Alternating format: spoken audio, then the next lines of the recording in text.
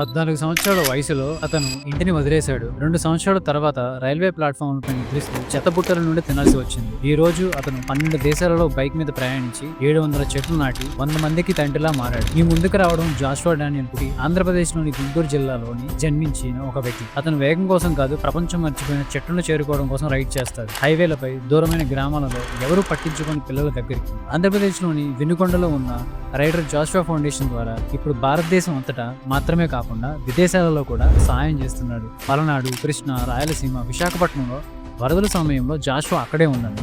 అతను చెప్పులు, స్కూల్ బ్యాగులు, పుస్తకాలు, పెన్నులు, ఇంతే కాకుండా మున్సిపల్ హైజీనిక్ కిట్స్ కూడా పంచాడు. హృదయ శాస్త్ర చికిత్సలు మరియు క్యాన్సర్ చికిత్సలు కోసం డబ్బు ఇచ్చాడు.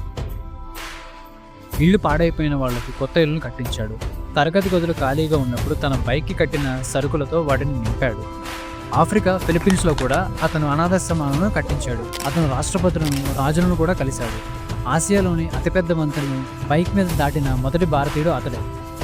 కానీ అతనికి అత్యంత గర్వంగా అనిపించే ప్రయాణం ఏమిటంటే ఒక చిన్నారి నవ్విన క్షణం. ఎందుకంటే రోడ్లపై గడిచిన 2 సంవత్సరాలు అతనికి ఒక విషయం నేర్పాయి. నువ్వు 100 మందిని సాయం చేయలేకపోవచ్చు, కానీ ఒకరికి మాత్రం తప్పకుండా చేయగలవు. జాషువాకి ప్రపంచం ఒక కుటుంబం. ప్రతి చిన్నారి ప్రేమకు అర్హుడు. Hi everyone, this is your rider Josh. I am a Kadak hero and I ride to make every child feel loved and taken care of.